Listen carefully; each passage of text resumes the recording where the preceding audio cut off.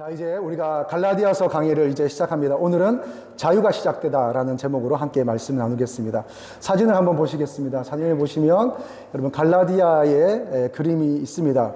여러분 이 갈라디아는 원래 튀르키예, 지금의 튀르키예, 그 튀르키예 정부에서 이제 더 이상 터키라 부르지 말고 튀르키예라고 불러달라고 해서 우리가 이제 튀르키예라고 부르기로 했습니다. 지금 우리가 읽고 있는 이 갈라디아서의 갈라디아 교회는 어디에 위치하냐?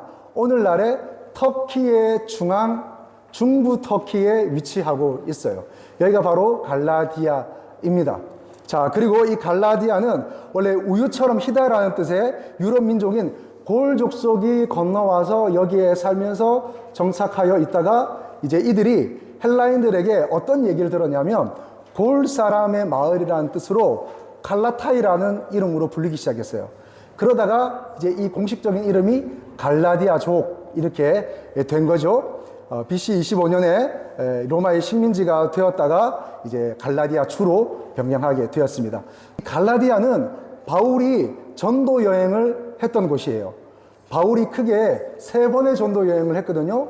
1차, 2차, 3차 전도 여행을 할 때마다 바울이 항상 이 갈라디아 지역을 지나갔어요. 그래서 여기에 교회를 세우고 복음을 전하고 하나님의 말씀으로 섬기다가 이동해 갔던 거죠. 그렇게 복음을 전했던 그 교회가 바로 갈라디아의 교회입니다.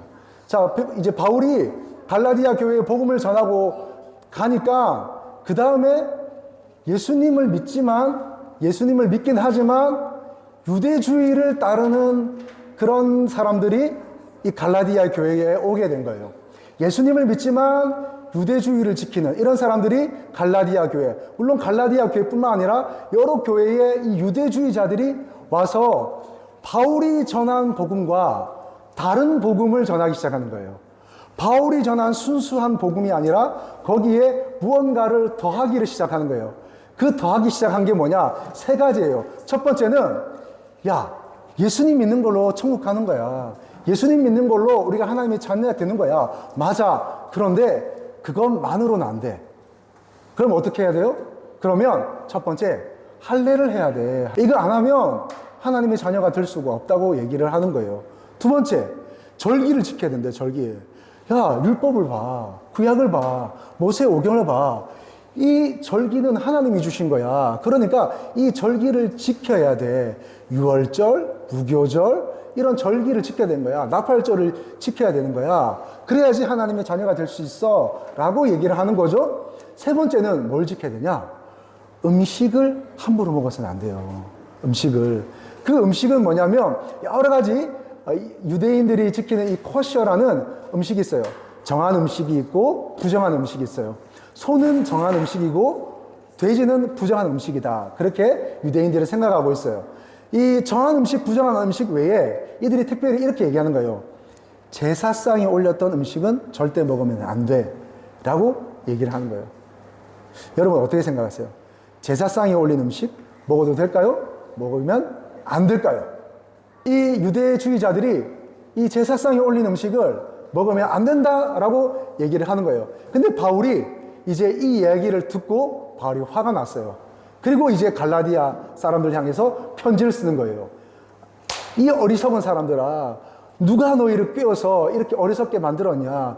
내가 전한 복음 외에 다른 복음을 전하면 그것은 저주를 받게 되어 있어. 내가 너에게 전한 복음 외에 천사라도 다른 복음을 전하면 그 복음은 가짜야. 그 복음은 저주를 받게 돼. 라고 얘기를 하는 거죠. 자, 그랬던 것입니다.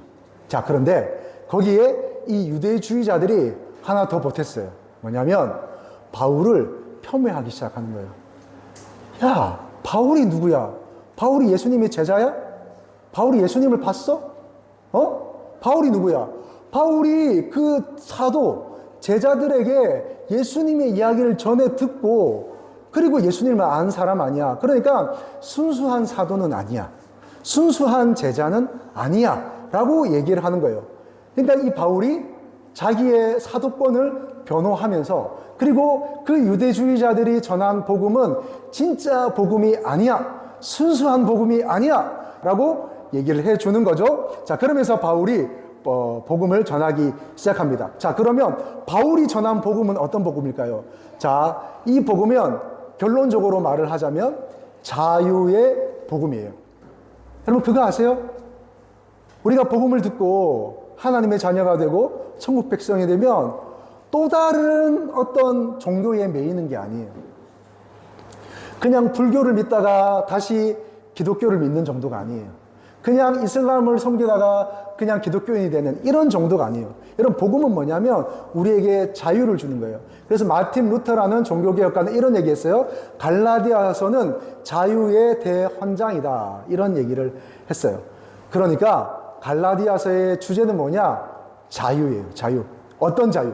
복음으로 말미암는 자유라는 거예요. 여러분 복음을 듣는 것은 하나님의 율법에 다시 매이는 게 아니에요. 불교의 형식을 따르다가 다시 기독교의 형식을 따르는 어떤 이런 또 매이고 종교에 매이는, 종교를 쫓아가는 이런 또 하나의 종교가 아니라, 여러분 복음은요 우리에게 자유를 줘요. 진짜 복음, 진짜 복음을 듣고 하나님의 자녀가 되는 것은 뭐냐? 우리에게 하나님 예수 그리스도로 인해서 자유가 주어지는 거예요. 자유. 자, 그 자유에 대해서 다시 바울이 얘기를 하는 거예요. 바울이 화가 났어요. 누가 너희를 자유인에서 다시 율법의 종이 되게 했느냐? 아니다! 라고 하면서 조목조목 반박하면서 쓴 편지가 바로 이 갈라디아서입니다. 다음 사진 보여주세요. 여러분 이분을 아십니까? 이분의 이름은 패트릭 헨리입니다. 이 패트릭 헨리는 누구냐면 1770년도에 미국에 독립운동을 했던 정치가이자 주지사였어요.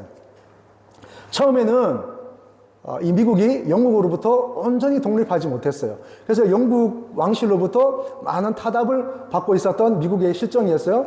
남미는 아니었지만 북미는 그런 상황 속에 있었어요. 여러분 3.1 운동의 원래 내용을 아세요? 조금 우리가 마음 아프지만 3.1 운동은 우리가 독립할 거야, 자유할 거야 라고 얘기를 하는 거지만, 사실은 3.1 운동 내용 안에는 자유, 우리를 독립시켜 주세요 라고 일제 천황에게 부탁하는 형식이에요.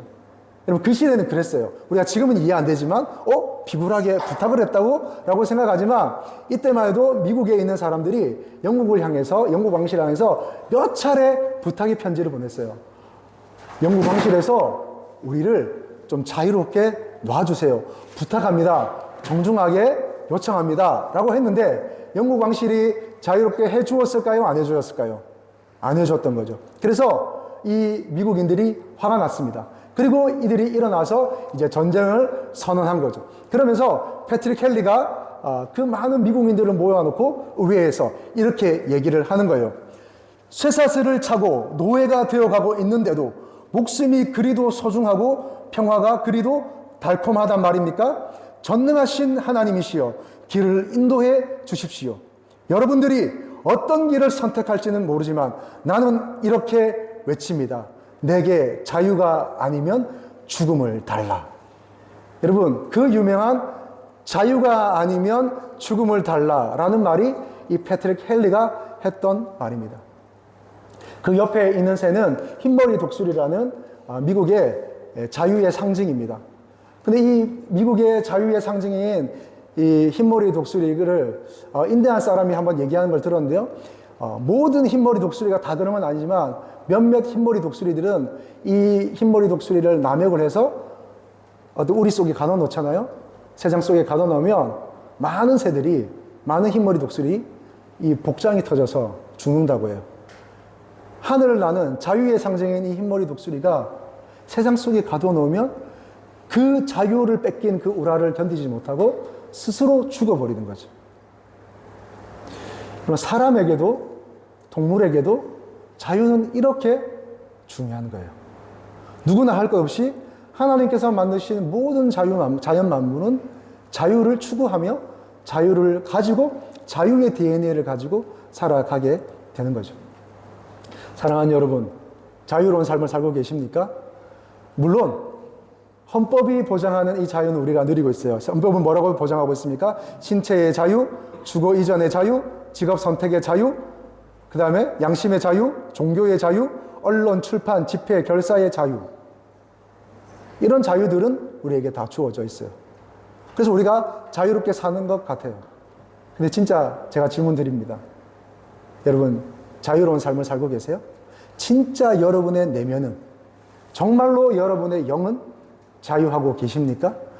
그 어떤 것으로부터도 속박되지 않고 매이지 않고 완전한 자유를 누리고 계신가요? 네, 우리는 첫째, 죽음에부터 우리는 온전히 자유하지 못해요. 여러분, 죽음은 우리를 사실 붙들고 있어요.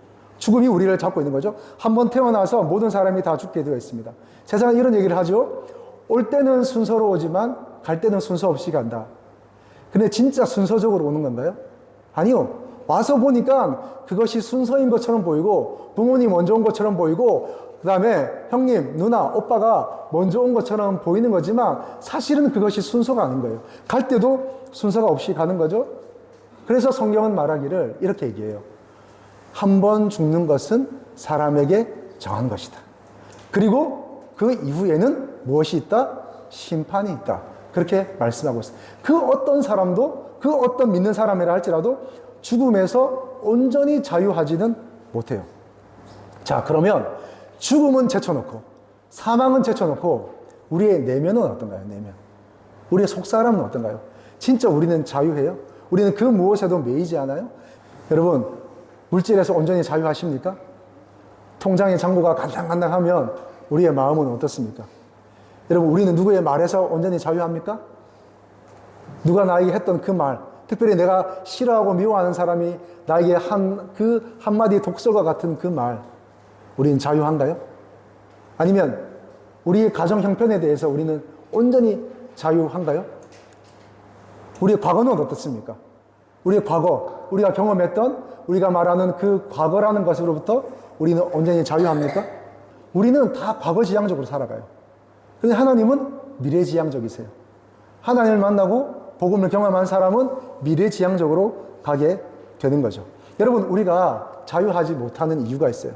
우리가 복음을 들었고 온전히 하나님의 은혜의 자유가 우리에게 주어졌지만, 그런데 사실은 믿는 사람이나 믿지 않는 사람이나 자유를 온전히 누리지 못하는 그 이유가 있어요.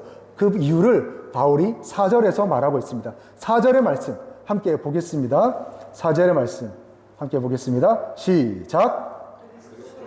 하나님 곧 우리 아버지의 뜻을 따라 이 약한 세에서 우리를 건지시려고 우리의 죄를 회복하기 위하여 자기 몸을 주셨으니. 자, 4절 말씀에 이렇게 얘기하고 있어요. 그리스도께서 하나님 곧 우리 아버지의 뜻을 따라 이 악한 세대에서 우리를 건지시려고 무엇을 대속하기 위해서? 우리 죄를 대속하기 위해서. 여러분, 우리가 온전히 자유하지 못하는 이유가 뭔지 아세요? 그것은 바로 죄 때문입니다. 죄. 죄가 우리를 얽어매고 있는 거예요. 그 죄가 우리의 발목을 잡고 있고 그 죄가 우리를 온전히 자유하지 못하게 하는 거죠. 여러분, 죄가 뭔가요? 죄가 뭘까요? 죄는 윤리적인 측면도 있습니다. 도둑질하는 거, 살인하지 않는 거, 그리고 또 뭐가 있을까요? 남의 자유를 빼앗지 않는 것, 그런 것들이 다 윤리적인 죄들입니다. 물론 죄라는 것은 이런 윤리적인 항목도 있지만 죄는 더 근원적이에요. 죄란 무엇인가? 죄란 세력이에요. 세력. 죄란 권세예요. 죄란 우리를 지배하는 어떤 세력이에요. 세력. 여러분, 하나님을 만나지 못하게 하고 하나님을 떠나게 하는 거죠. 하나님의 울타리 안으로 우리가 들어왔는데 막상 하나님의 울타리 안으로 이렇게 들어오고 나니까 이 울타리가 때로는 버거울 때가 있어요. 때로는 이 울타리가 나에게 짐처럼 느껴질 때가 있어요. 언제 그럴까요? 언제 하나님의 울타리가 우리에게 버겁게 느껴질까요? 그것은 은혜가 떨어질 때예요. 우리에게 은혜가 떨어지고 우리에게 은혜가 없으면 하나님께서 쳐놓은 이 울타리가 우리에게 족쇄처럼 느껴지고 속박처럼 느껴지는 거죠. 그래서 이 하나님을 떠나고 싶은 마음이 생기는 거예요. 근데 사실은 그 근원적인 이유가 있는데 그것은 죄 때문이에요. 죄가 자꾸 우리로 하여금 그 울타리를 힘들게 만들고 그 울타리를 속박으로 여기게 해서 자꾸 하나님을 떠나고 싶은 마음을 우리에게 불어넣는 거죠. 그런 것이죠. 자, 또 하나 죄는 우리에게 하나님을 떠나게 할 뿐만 아니라 어떻게 할까요? 하나님이 아닌 다른 곳으로 우리를 채우려고 해요. 이게 바로 죄의 기능이자 죄의 역할이에요. 죄는 첫 번째, 우리로 하여금 자꾸 하나님을 떠나게 하고요. 그리고 떠나서 어떻게 해요? 떠나서 하나님이 아닌 다른 것을 통해서 우리를 채우고 싶어하는, 또 실제로 채워가는 그런 일들을 해요. 그런데 그것을 채울 수가 없어요. 여러분, 예레미야 2장 13절의 말씀입니다. 예레미야 2장 13절의 말씀 함께 보겠습니다. 시작. 내 백성이 두 가지 악을 행하였나니 곧 그들이 생수의 근원되는 나를 버린 것과 스스로 웅덩이를 판 것인데 그것은 그 물을 가두지 못할 터진 웅덩이들이니라. 우리는 자꾸 하나님을 떠나서 또 다른 웅덩이를 자꾸 파려고 하는 거죠. 이게 죄의 본질이에요. 죄는 자꾸 하나님을 떠나게 하고, 그리고 떠나서 하나님이 아닌 다른 곳으로 웅덩이 파서 그것들로 우리를 자꾸 채우려고 하는 거죠. 물질로 채우려고 하고, 사람으로 채우려고 하고, 어떤 내 욕구를 채움으로써 그 안정함을 누리려고 하고, 때로는 어떤 위치를 통해서, 때로는 어떤 사람의 말을 통해서, 때로는 인정 욕구가 채워짐을 통해서 우리는 자꾸 어떤 만족을 누리려고 하지만 다 헛돼요. 오늘 여기 얘기하잖아요.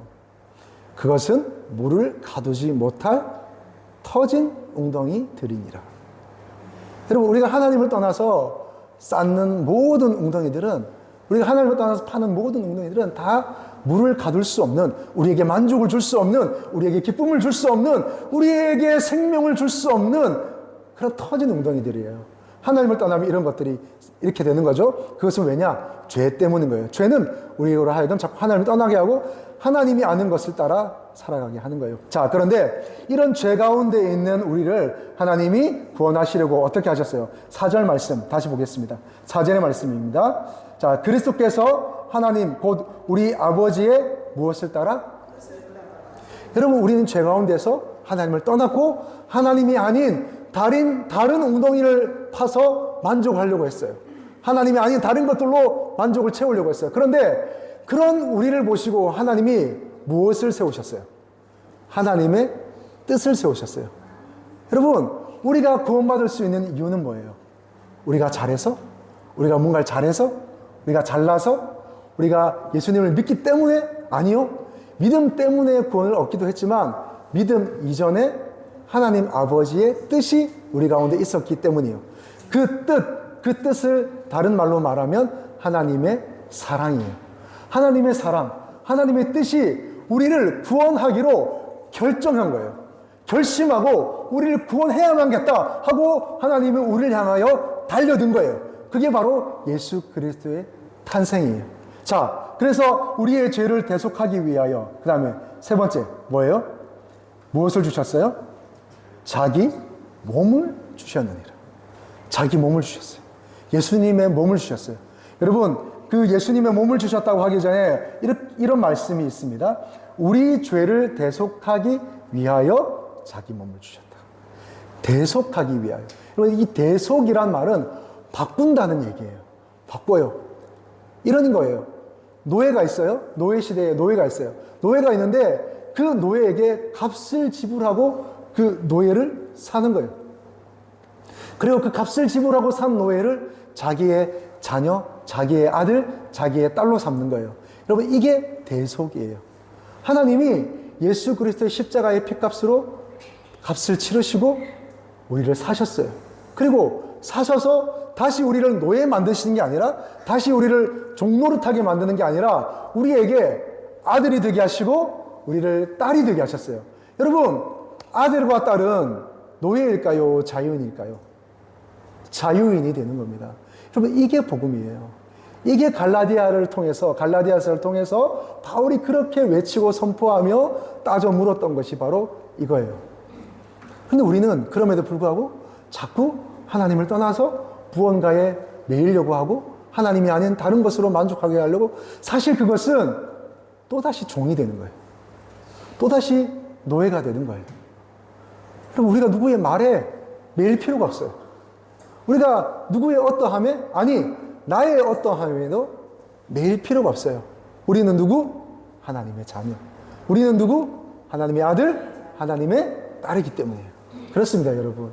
그래서 우리가 자유인이 된 거예요. 여러분, 복음은 예수 그리스도의 십자가와 부활은 무엇이냐? 우리에게 참된 자유를 주는 거예요. 여러분, 우리를 종교로 묶을 수 없어요. 여러분, 교회가 오랜 역사 속에서 이렇게 오다 보니까 어떤 종교적인 역할들이 있어요. 그리고 교회에 오니까 어떤 그 법도들이 있어요. 하지만 이것들은 다 본질은 아니에요. 정말 본질은 뭐냐? 우리가 죄에 있다가 하나님의 뜻과 예수 그리스도의 그 희생으로 말미암아 우리가 자녀되고 하나님의 자녀가 되어서 우리에게 자유가 주어졌다는 사실입니다. 아멘입니까? 여러분, 그것이 복음이에요. 자, 그래서 여러분, 구원이란 무엇입니까? 죄의 지배에서 하나님의 통치로 바뀌는 거예요. 여러분, 구원은 뭐냐면, 구원은 한마디로 주인이 바뀌는 거예요. 주인이 바뀌는 거예요. 여러분, 구원은 회복인데요. 구원은 주인이 바뀌는 거예요. 어떤 주인? 죄라는 주인에서 하나님 아버지라는 주인으로 바뀌는 거예요. 여러분, 구원이란 무엇이냐? 우리가 하나님의 가족이 되는 거예요. 하나님의 자녀가 되는 거예요. 이게 바로 구원이에요. 자, 여러분, 그래서 우리가 이 4절의 말씀을 다시 한번 정리하면 구원의 출처, 구원의 목적, 구원의 방법으로 정리할 수 있어요. 자, 구원의 출처는 뭘까요? 구원은 누구로부터 시작돼요? 구원은 나로부터 시작돼요? 구원은 세상으로부터 시작돼요? 물질, 어떤 것들로부터 시작돼요? 누구의 말로부터 시작돼요? 아니요. 구원은 바로 하나님 아버지의 뜻으로부터. 여러분, 이 뜻을 아까 좀 전에 제가 뭐라 그랬습니까? 사랑이라 그랬어요. 하나님의 뜻으로부터 이 구원이 시작되는 거예요. 자, 그러면 구원의 목적은 뭐예요? 구원의 목적은 우리 죄를 대속하는 거예요. 우리를 죄에서 건지시는 거예요. 이게 바로 구원의 목적이에요. 그러면 하나님의 뜻이 있어요. 하나님의 사랑이 있었어요. 우리를 그 죄에서 건져요. 그것이 목적이에요. 그렇게 우리를 죄에서 건지기 위해서 어떻게 하셨어요? 예수님의 몸을 주셨어요. 예수님의 주신 몸, 이것을 우리가 예수님의 십자가와 부활, 예수님의 희생이라고 말하는 거예요. 예수님이 우리 형제를 위해서, 예수님이 우리 자매를 위해서 그렇게 십자가의 희생을 하신 것이에요. 그게 바로 구원인 거예요. 하나님이 사랑하셔서 우리를 이렇게 이끌어 주셨습니다. 여러분, 이게 바로 복음이고 이게 자유예요. 여러분, 구원을 얻으면, 하나님의 자녀가 되면 자유를 얻는 거예요. 사랑하는 여러분, 무엇이 여러분을 속박하고 있습니까? 무엇이 여러분을 얽어매고 계세요? 무엇이 여러분을 못 견디게 하나요? 과거의 상처입니까? 아니면 어떤 일입니까? 누구의 말입니까? 아니면 질병 때문에 어떤 죽음에 대한 두려움 때문입니까? 여러분, 무엇이 여러분을 자유하지 못하게 하고 있어요? 물질입니까? 성공해야 된다는, 돈을 많이 벌어야 된다는 어떤 그 세속적 가치관입니까? 그것이 정말 우리를 살게 하나요? 여러분, 오히려 부자들한테는 자살률이 더 높다고 그래요. 아니, 돈이 많으면 더 잘 살아야 되는데 오히려 왜 더 자살하고 더 마약에 빠지고 왜 그런 삶을 살아가죠? 그리고 오히려 가난한 나라들이 더 행복지수가 높다고 그래요. 그것은 뭘까요? 여러분, 물질이 우리의 행복과 우리의 생명을 보장하지 않는다는 반증인 거예요. 세상 것들이 우리를 보장하지 않습니다. 세속적 가치관, 돈을 많이 벌고 성공하고 어떤 위치에 올라가서 누구로부터 인정받아야만 내가 산다는 그것은 사실은 진짜 진리가 아니에요. 여러분, 그 거짓 메시지예요. 진짜 메시지는 뭐예요? 예수 그리스도로 인해서 우리가 하나님의 자녀가 되었다는 사실인 줄로 믿으시기 바랍니다. 여러분, 그래서 우리에게 주어진 게 뭐예요? 자유예요, 자유. 여러분, 무엇에 매이지 않으시기를 축복합니다. 여러분, 그 어떤 것도, 그 어떤 과거의 어떤 일도 여러분을 붙잡을 수 없도록 여러분 떨쳐내기를 축복합니다. 선포하세요. 그 과거의 어떤 것도 나를 붙잡을 수 없다. 그 과거의 어떤 것도 나를 우리 주 예수 그리스도 사랑해서 끊을 수 없느니라. 할렐루야. 그렇게 선포하시는 거예요. 아멘이십니까? 자, 그러면 적용하겠습니다, 여러분. 이제 우리가 이 하나님의 자유를 온전히 누리고 우리의 것으로 취하기 위해서 우리가 해야 할 일이 있어요. 알아야 되는 게 있어요. 그건 뭘까요? 그것은 여러분, 첫 번째, 하나님을 묵상하는 것입니다. 주어진 복음의 자유를 누리기 위해서 우리가 아주 중요하게 깨닫고 해야 할 일은 뭐냐면 하나님을 묵상하는 것이에요. 여러분 한번 따라 하실까요? 묵상하는 것은 커지게 되어 있다. 생각하는 것은 커지게 되어 있다. 여러분 묵상하는 것은 커지게 되어 있어요. 여러분 우리가 하루 종일 생각을 해요. 어떤 생각을 해요. 어떤 사업도 구상해요. 그리고 어떤 걸 생각해요. 오늘 아침에 아내가 했던 말, 남편이 했던 말, 자녀가 했던 말, 누가 나에게 했던 말, 또 내가 해야 할 일들, 또 어떻게 하면 우리의 가정의 재정을 재테크해서 불릴 수 있을까? 우리는 그런 생각들을 해요. 우리 교회는 어떻게 될까? 생각들을 해요. 많은 생각들이 있는데요. 여러분 그거 아세요? 생각하는 것은, 묵상하는 것은 커지게 되어 있습니다. 여러분 죄를 묵상하고 내 자신을 묵상하고 누가 나에게 했던 그 말을 묵상하고 여러분 그 과거의 상처를 묵상하고 내가 겪었던 그 아픔을 계속 묵상해 보세요.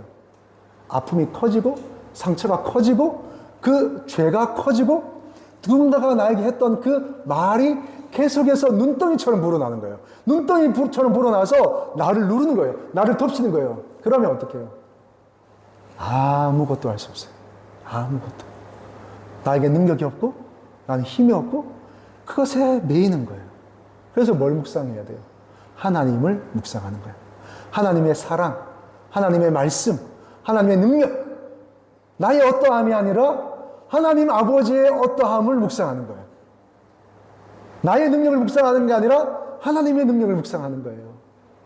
나의 어떤 쫀쫀함을 묵상하는 게 아니라 하나님의 광대하심을 묵상하는 거예요. 나를 사랑하셔서 나를 위하여 이 땅에 오셔서 피 흘려 죽으시고 부활하신 그 십자가의 희생과 사랑을 묵상하는 거예요. 그러면 그것이 우리에게 커져서 우리는 모든 것을 할 수 있어요. 할렐루야. 묵상 잘하시기를 축복합니다. 생각 잘하시기를 축복합니다. 묵상하는 것은 커지게 되어 있어요. 그래서 여러분 하나님의 선함과 하나님의 온전함을 묵상할 수 있기를 축복합니다.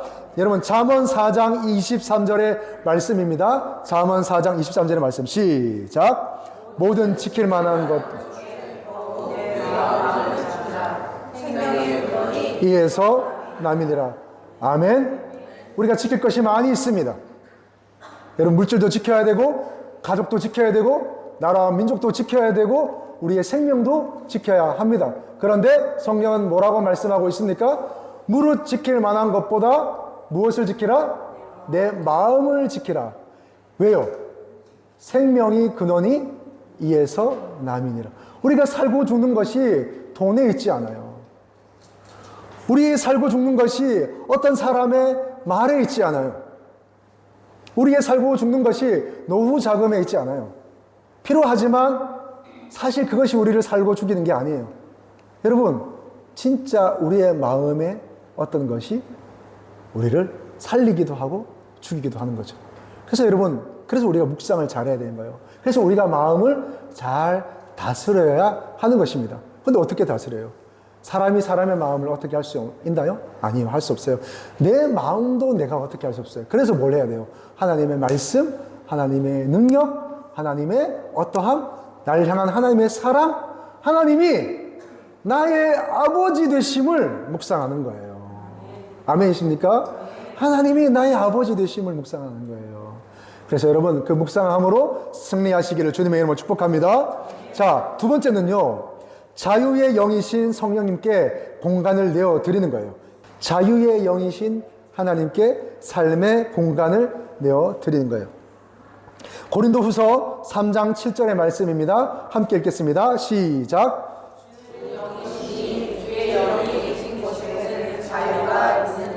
아멘. 자, 주의 영. 이 영은 성령님이세요. 주의 영은 어떤 영이시라고요? 주는 영이시니 주의 영이 계신 곳에 뭐가 있다고요? 자유가 있더라. 성령 하나님 계신 곳에 자유가 있는 거예요. 여러분, 우리의 어떤 능력이 있는 곳에 자유가 있는 것이 아니에요. 성령 하나님이 나와 함께 계실 때 진정한 자유가 있는 거예요. 많은 사람들을 자유를 향해서 달려가고, 많은 사람들이 자유를 향해서 목숨도 버리고, 많은 사람들이 자유를 위해서 운동도 하고, 많은 사람들이 자유를 위해서 정치도 합니다. 다 필요합니다. 하지만 진짜 참된 자유는 어디에 있어요? 성령 하나님이 나와 함께 하심 속에 있는 거예요. 그런데 우리는 내가 열심히 살고 내가 다 하면 나에게 진짜 자유가 주어지는 줄 알고 열심히 살아가요. 열심히 사는 것 좋으나 내가 다 할 수 없어요. 어떻게 해요? 성령 하나님께서 내 삶을 인도해 가시도록 그 주도권을 하나님께 내어드리는 거예요. 성령 하나님께서 우리의 가정을 다스리도록 내가 다 하는 게 아니라 하나님께서 우리 가정의 주인이 되도록 하는 거예요. 우리 가정에 누가 임해요? 성령 하나님께서 임재하실 때만이 우리 가정은 진짜 자유할 수 있는 거예요. 우리 자유 대한민국이 어떻게 더 온전한 자유 대한민국이 될 수 있을까요?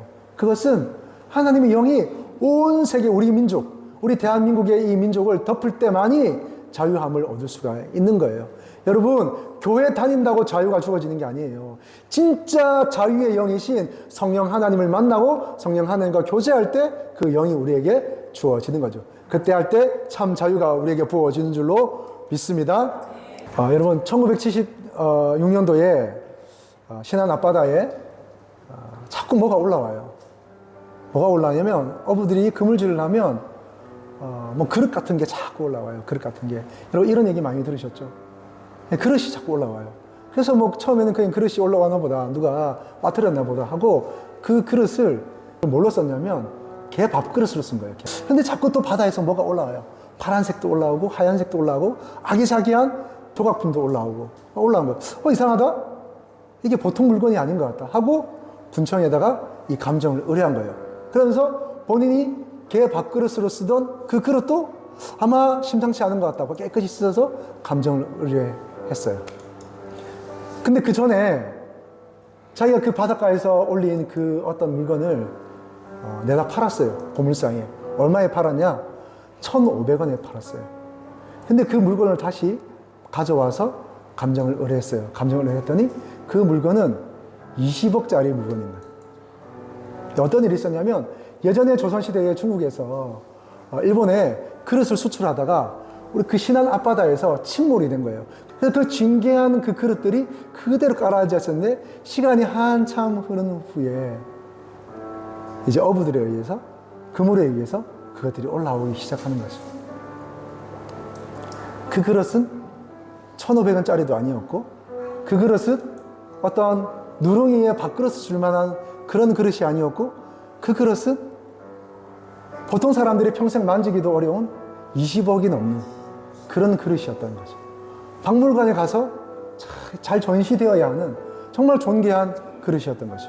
아름다운 그릇이었고 배로 실어 날라야 하는 존귀한 그릇이었습니다.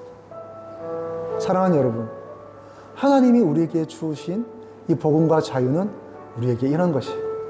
하나님은 우리를 자유인으로 부르시고 하나님이 우리에게 자유자로 죄에 매이지 않고 사람에게 매이지 않고 우리가 그렇게 붙든 과거에 매이지 않고 어떤 물질에 매이지 않고 온전하게 자유하도록 우리에게 복음을 주셔서 자유하게 하셨는데 우리는 하찮은 것처럼 여전히 그 무엇에 이끌려 그렇게 따라가면 그것이 내 인생 책임져 주는 것처럼 때로는 그 무엇에 매여서 여전히 내 인생을 그런 어떤 바닷가에 수장시켜 놓고 있는 그런 우리의 모습은 아닙니까?